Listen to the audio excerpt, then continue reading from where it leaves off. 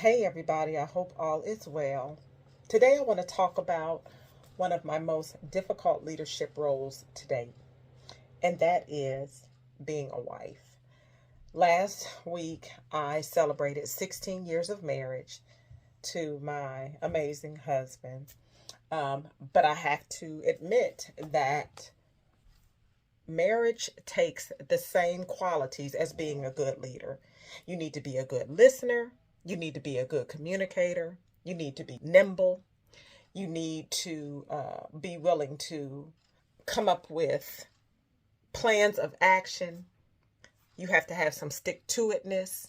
You need to understand that things will sometimes get worse before they get better. But you understand that if you're working as a team, that the end goal will be amazing.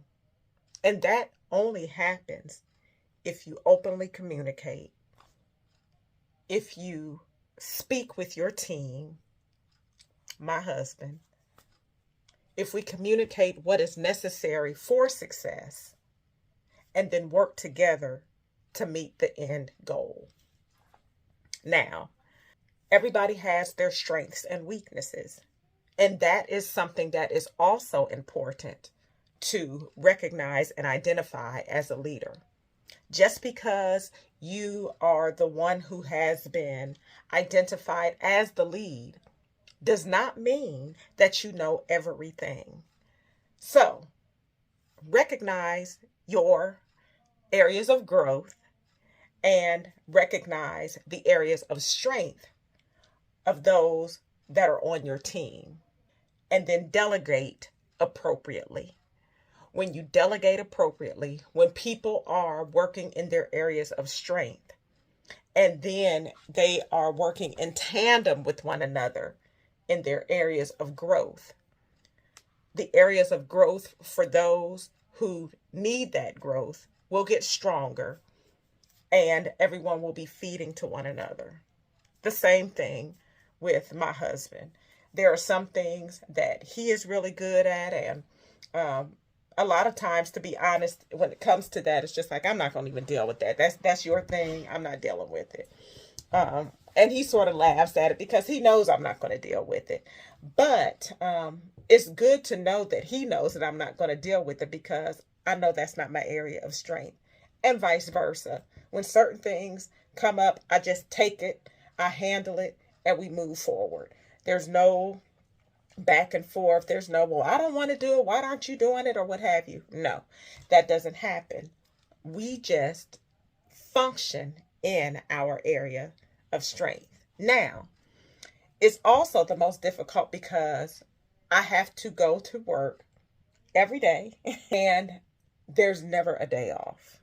Like, I'm on 24/7. Even when I am not in his presence, we are still responsible for one another. So I have to make sure that he knows what's going on with me, and he makes sure that I know what's going on with him. I have to read the room. Sometimes I don't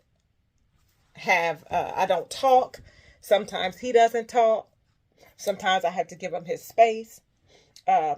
Yes, we need to travel and go to different spaces, but again, it's all about putting in the work and understanding that the work must be done so that the end goal is reached.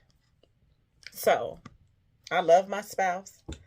I'm so happy to be with him. Again, we celebrated 16. We were the sweet 16 years. And I have to also say that this is my second marriage. My first marriage lasted for 7 years. And he and I did not, we did not work out, but we get along extremely well. And again, that is something that you need to make sure with the communication and everything else, because we co-parent. And so we get along with one another. He gets along with my husband. He gets along with my bonus children, because you have to work together to get to the end goal.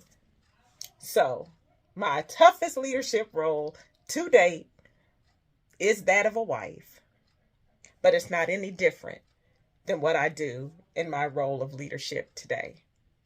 I hope that you found that helpful. I hope that you found it useful. I hope you're having an amazing day. Remember, you are worth it, you deserve it, and you are enough. Take care.